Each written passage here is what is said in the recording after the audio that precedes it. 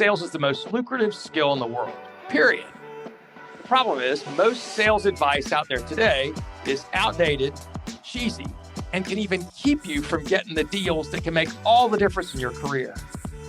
This is the No BS Sales School, a podcast for entrepreneurs and salespeople who want to master the skill of selling without all the BS.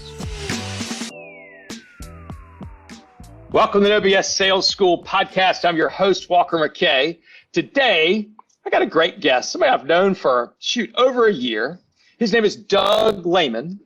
And Doug is the founder of Layman's Terms, and he has a true passion for leveraging sales and digital media content to grow business revenue and improve client retention. Here's what that means. Doug's a smart guy. He's been using video professionally for over 8 years. He specializes in the art of storytelling, works a lot with people in sales, trainers, speakers, authors, produce personalized training videos, interviews, testimonials, and event video spotlights. Today, Doug and I are going to talk about how to use video to build brand awareness and get more clients. Not the basic bullshit. Everybody knows that. But how do we do this to the next level? Doug Lehman, welcome to the show. I'm so glad you're here with us. Walker, thanks for having me. Long time, no talk, no video. We met earlier last year, and I'm on. No BS. Let's get it going. Oh, yeah, let's roll. So, Doug, take 2 minutes and tell me how you got to be the king of video. Well, like you and like many of your audience, I've been in sales. Sales, customer-facing positions, whether it's training, sales, account management, you name it, you claim it. Work for companies like IBM, Sun, Cisco. That's the resume. That's the corporate resume. Really leveraging video, both inside and outside sales. Well, about 8-10 years ago, started stepping in that entrepreneur thing. Thought about being a consultant for sales and started leveraging video on my website. More people paid attention to video than me. They didn't care about my degrees and my experience. They wanted to know me doing video. And that's when a pivot was made that, hey, leveraging video to sell, to tell your story is the way to go. And as you said in the intro, I primarily work with speakers, trainers, and authors that are in the sales profession. Why? Because I understand that, and I'm one of them. So I like storytelling, but I like the passion of video to close more deals. So take that corporate side, the entrepreneur side. In layman's terms, I'm just a guy that leverages video, this passion about generating results with stories in sales. So how did you get involved in video? What was it that attracted you to video in the first place? I think, a lot of virtual learning, a lot of training. YouTube was around, obviously been around for a while, but how do you go to school? How do you learn? You watch things. We're all visual learners. So I watched a lot of video content. I said, you know what? On my website, I don't want plain text. I'm not that photogenic. But if I can have a motion picture there with videos, you can see me in action. So the visual elements of learning, separating yourself against the competition. Now, the hone in on that was a few years back. Now, video's the norm. In a sense, for most people, it should be. And we're not going to get into the basics like you said. But at that time, I thought it was to sell different. It was cutting edge. It made you stand out amongst the competition. Yep. So what's changed about video use in the past, say, 5 or 6 years? What's changed? Well, obviously, the last couple of years, we're in a pandemic, and that made people not travel to use more videos.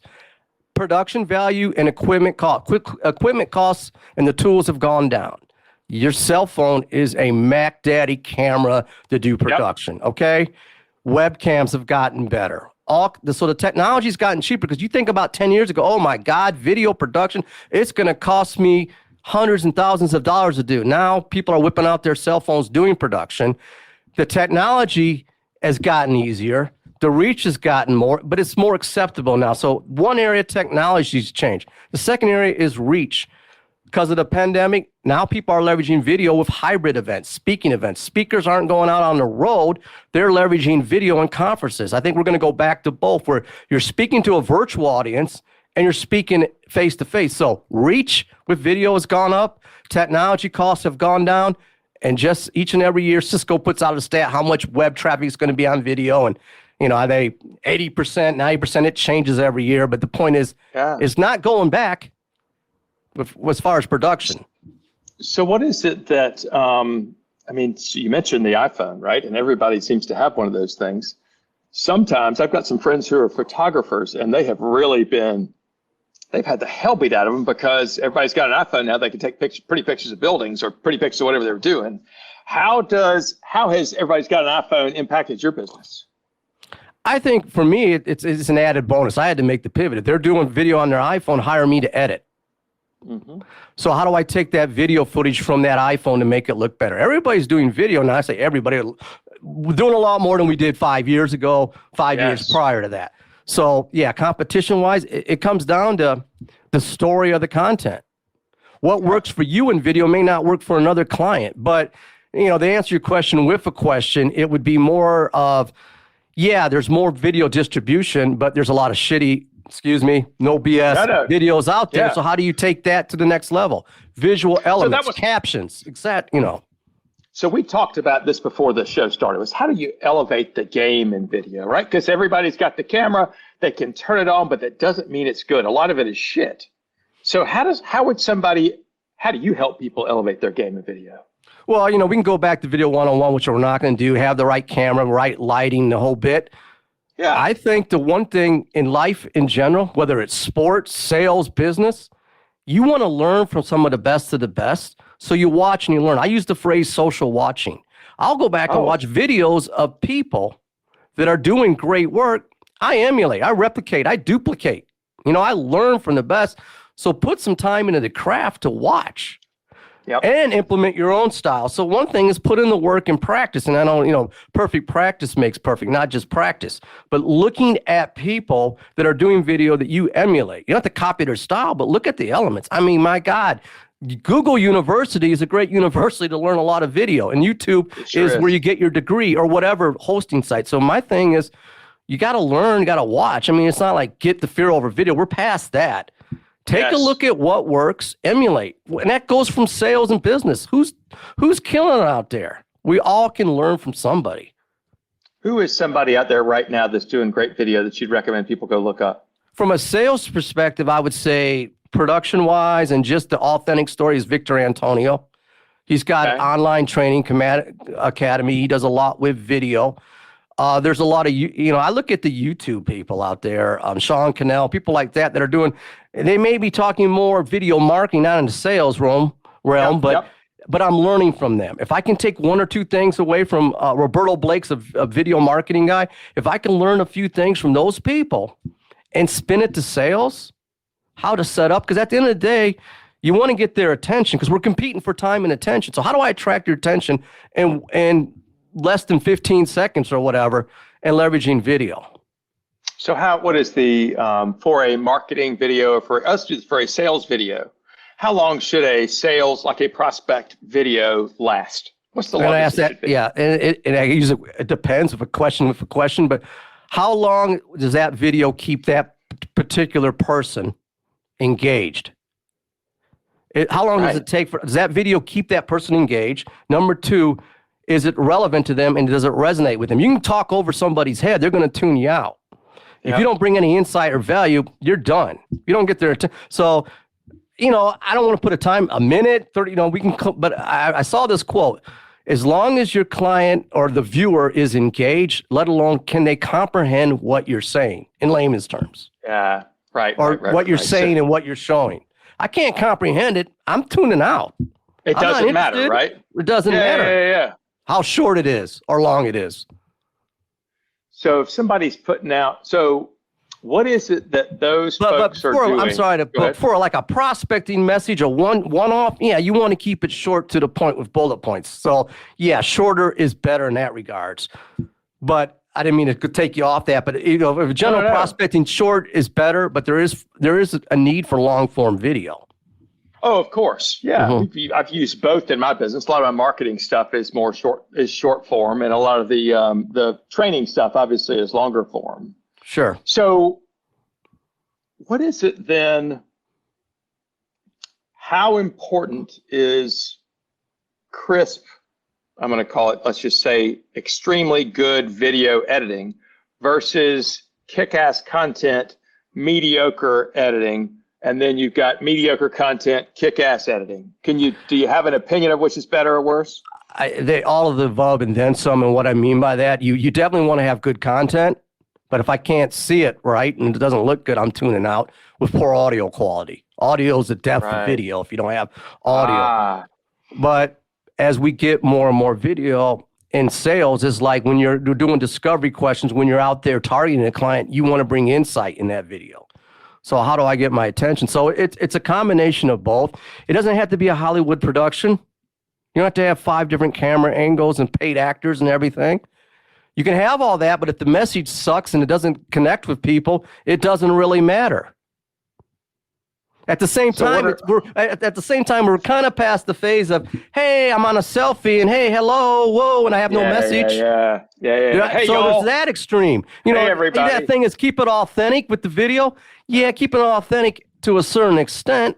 It has to be done right with a right message. It's context more than content, I think, in a way. Tell me more about that. Well, I like to say content is the type of videos, whether it's a personal video message, a testimonial, but context is who's your target audience. Am I doing a video to Walker McKay, or am I doing the Walker McKay and Associates and his group, or am I doing a general marketing broadcast to all sales professionals? You got to know your target audience, and that's the right context. So every way I do a message is a different style. So it all comes down to the context of your audience. So I was taught when doing video that to treat my audience, even if I'm doing general marketing emails to LinkedIn, I was taught to speak to you, not you all, but the one person in the audience that needs to hear it. Is that something that you believe in as well? I do. I totally 100% on that. You want to make, because that's the one-to-one connection. Yes. Yep. But when you get into the freaking automation videos and you see those spam videos that go to everybody, if you're trying to cast a wide net, you're still speaking one-to-one, but you may market that less personalized to a bigger group for reach. It's about time. But no, 100%, as I like to say, keep it 100, is one-to-one with that person, but taking it to that personal elements, like personal video. And that's where I think the bigger play, I know the bigger play where we're going in video. It's one thing to just do a video, but if you don't personalize it, you're really missing the mark. And another thing is, if you're not going to personalize it and add visual elements to it, you might as well just do an audio phone call and not have video. You might as well just have a talking. If I'm not going to use video props and engagement and selling points to step out, this is a visual element. It's called like television. We had radio back in the day, old time radio. They didn't have TV. You had to point the story. Oh, guess what? TV came out, motion pictures. I can see it now. So I think we miss a lot if you just have a talking head video over a podcast and there's not much visual in there. You're missing an opportunity. That's all. You're missing another element. Then just strip it down to audio. How do people personalize video? Tell me more about that. What does that mean? Well, I think personalized is I'm reaching out to Walker McKay, okay? I'm going to go to Walker McKay's website. I'm going to look at a little work. I'm going to look at how he speaks, how he talks. I may put his logo up in the background. I may do some branding when I send him the video. So it's called social watch. I'm going to do a little video intel on you. I got to see you to believe you. And then I'm going to spin that back at you. So if I'm doing a presentation to Acme Corporation, Sales 101, I'd like to have some of their branding identity in the video, recognize it that, hey, I know a little bit about you, show proof of concept, and show that you get them because you've done your homework.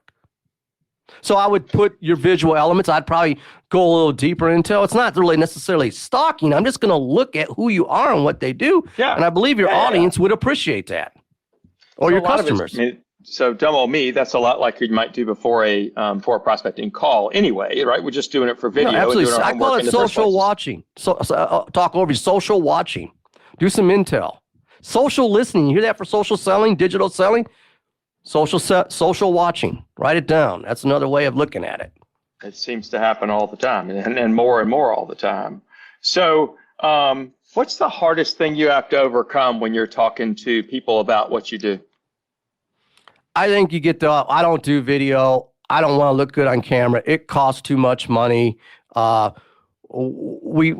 outsource all that. So all that and more, we think more people want to read and listen. And I think people want to read and listen. And I think people want to leverage video, audio, and text. They all work well together. I'm just a proponent that video is like your lead actor, text and audio are the supporting cast. It's all about the message. So of those people, I'm sure your competition, like mine, sounds like it's gravity, is doing nothing, right? Usually it's Right. not some other video company that you're competing with. It's them just deciding not to do anything. So tell me a story about somebody that may have been a naysayer, but they ended up hiring you. And what are the kind of things that they have said made a difference? Probably one of my first videos that I did was with a manufacturing representative company that supported different manufacturers in the industry, and they weren't really leveraging video to train their sales force. So I created training videos to train these manufacturing reps to go out to a Home Depot or Lowe's or the Big Five, that's not accounting, but the big manufacturing companies and outlets to sell products and services. So it was an internal training video. I was showing how to sell a grill, how to sell a hose reel. It's not crazy stuff, but it was an internal video. Instead of having all the manufacturing reps go in and do a week of sales training, they watched the videos to go out to the store. So the impact was it saved them costs, it saved them time, but they could pull out the video and there's Doug training on a grill. Well, I got a refresher train on all the specs. Because manufacturer reps, they're like a broker. Whatever deal works for them, I'll go with that. I mean, they're order takers in this sense. Yes. So having a training video to position it towards your brand helps. So they were apprehensive because they weren't doing training videos. But then they said, well, we bring everybody in and shake hands and have the great sales conference and hoopah, and that's great. But an extension would be video training. So what led to that is more and more projects. In fact, that's where I cut my teeth. If you go back to my earlier YouTube videos, I was selling char griller grills on videos and how to sell a hose reel or firewood. It was manufacturing because the guy got it. Because after he goes, I get the training. But I also get in the cost. And now you think about training in videos and virtual selling and video speaking and hybrid events. Look, we're not traveling as much, so what are people doing? Video. And they're doing hybrid events that are both virtual and face-to-face. Yeah, and it's so important to be able to master the skill of it, right? And to understand the power and also the limitations of video. By the way, what are some of the limitations of video that you see? I think one of the big things is, first of all, I like to say, we use video everywhere it makes sense, okay? Video podcasting and just podcasting. Some cases, video, a simple text, audio will suffice. Watching a video is an investment in my time. I got to stare and look at the screen. I can listen to the audio. So in some cases, I'm calling you up in a business call. I'm going to leave you a targeted, well-crafted voice message, but I'm going to position you to the video. So it's where it doesn't make sense. In certain cases, quick hits, a text message, or a quick soundbite or audio, maybe that's where you have to go. In some cases, when you have to be more complexity or you want to stand out and be different, that's where video comes into play. In one area. We can talk about leveraging video beyond prospecting. I have a wealth of ideas on that, which I don't think we've really touched. That. Yeah, let's talk about that. Let's talk about leveraging video beyond prospecting. Give me an example of that. Okay, you've just had a customer meeting. You've already done some prospecting. The video recap message. I met with your team. So I'm going to send, right after I met you and Walker, McKay and Associates, you got 10 people I went into a room on, or we did a call, probably a virtual call now at this point. I could take that call, and then Walker asked some really brilliant questions in this. And I want to get back to that. So after the call, send a video message like you would maybe in an email that some people do, and recap the questions that Walker had or whoever had, and do a video message recap. You spent 30 minutes in that meeting. Summarize that meeting in 2 minutes in a video. Nice. Video proposals, requests for proposals.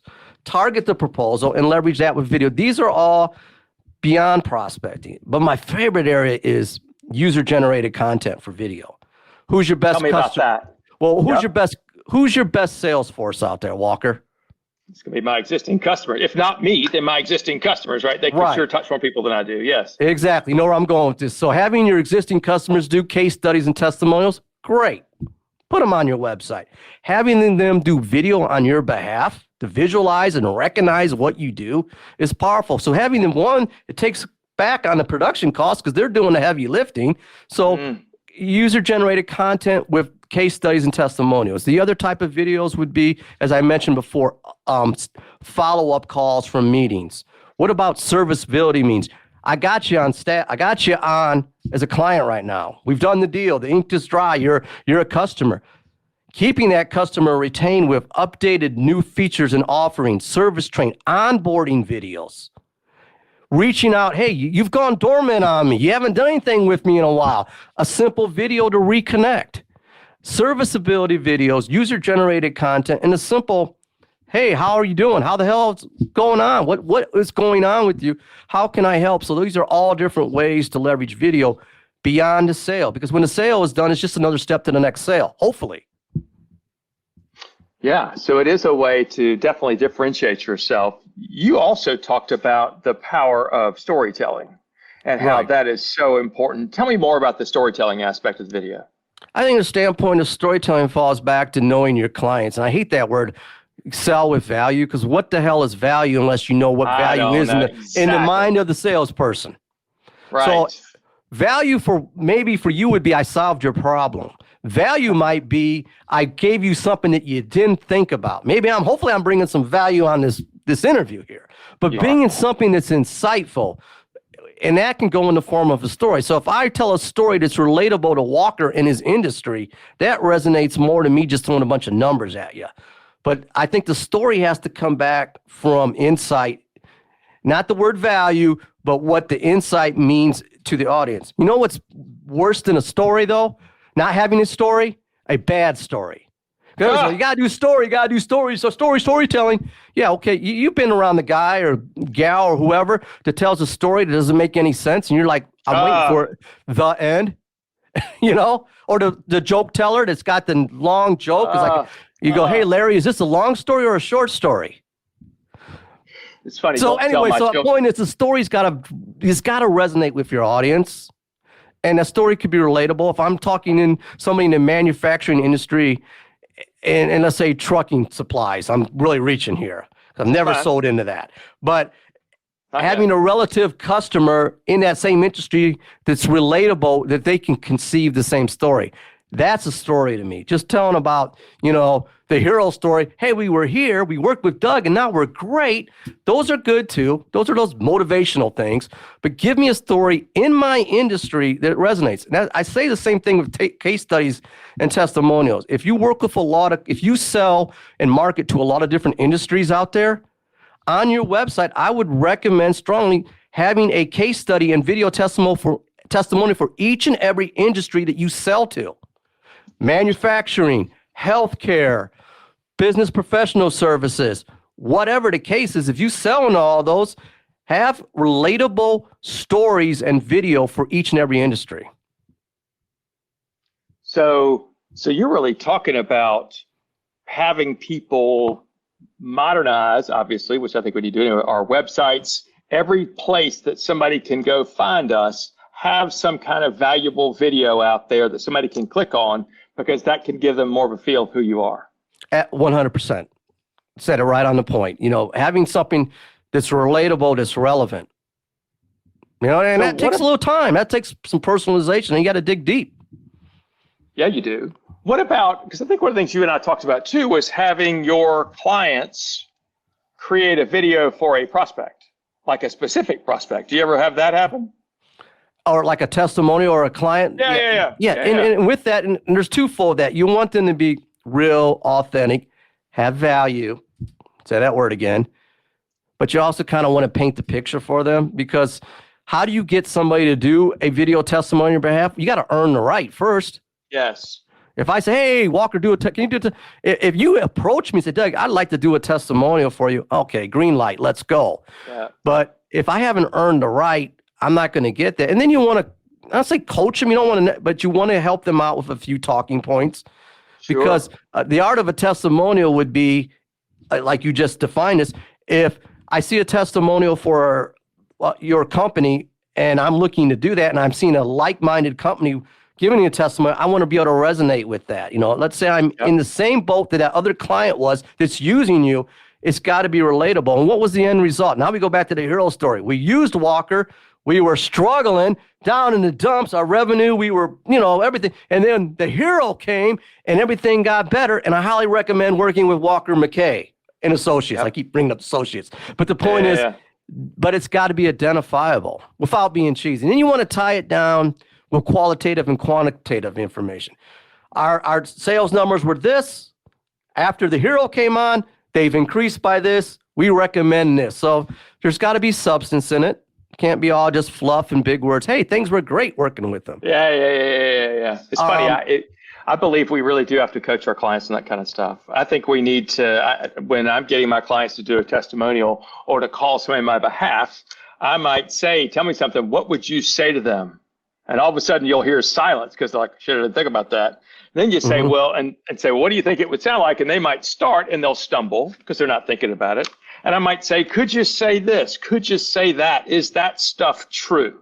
So help them, coach them along so you can get the testimonial to be helpful to you because they want it to be helpful. If they're going to go through that effort, they don't want some shit to come out, right? They want good stuff. And you're coaching them, but you're guiding them and you're leading them. You're not manipulating them, but you're helping them paint it because you may get the other one. Hey, they were great to work with. End of story. Well, that doesn't do any value for other targeted customers. And at the same time, I like to have that customer be able to weave in their own business 100%. Story, and they get kind of a promotion out of doing a testimonial. They get a 100%. Chance to shine about them through the testimonial, so it's a win-win for everybody. It's a win for you. It's a win for them because they're marketing themselves, and more importantly, it's a win for that potential client or prospect that's watching it. Yeah, it's awesome. So, Doug, where would somebody find you if they wanted help with what it is that you do? Where would somebody find you? The social proof is there. So social networking sites like LinkedIn, Twitter. I'm revamping my website. Google Doug Lehman, Lehman, under the video category. I'm there. You'll love it or hate it, but you'll see it. Yeah. Because the visual social proof there.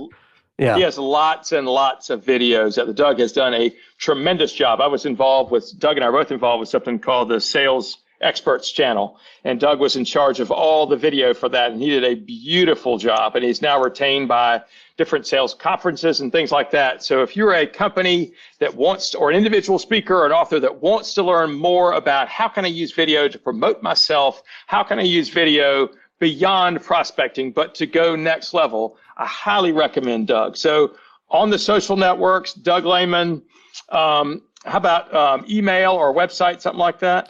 DougLehman.com, Doug at DougLehman.com. Story Selling Media is a domain name. Like I said, I'm upping everything right now. I'm in the process of doing that. If you're looking for production work, remote editing services, and that's big right now because we're not traveling. I'm pitching right now.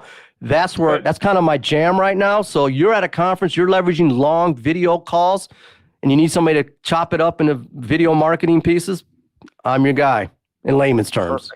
Perfect. Thank you so much. So No BS Sales Team, I hope you've enjoyed this conversation with Doug Lehman, layman's terms. He is a smart guy. He's easy to work with, does great work. Because you've listened to this entire podcast, I have a special gift for you. And it is a mini course in video. It's called 7 Sales Mistakes. The video series, it is 7 quick videos to talk about 7 common mistakes that people make and what you can do about it. Go to the number 7salesmistakes.com, download the mini course, watch it, and pick one thing and see if you can work on that for the next week and see what difference it might make. Thank you so much for listening. Doug, thank you for being here and being part of the show. You're the man. I appreciate you, and I look forward to watching more of your success. Thank you, and all the best in the new year, Walker. Thanks, buddy. Back at you.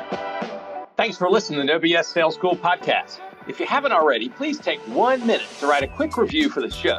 It really does make a huge difference. Also, subscribe to the show and please forward this episode to somebody else who needs to hear it. As a bonus for listening, I'm going to give you access to a free mini course, 7 expensive sales mistakes you're making and what you can do about it. Go to www.7salesmistakes.com and get access to the free mini course. That's the number 7salesmistakes.com. Thanks again for listening to the No BS Sales School podcast.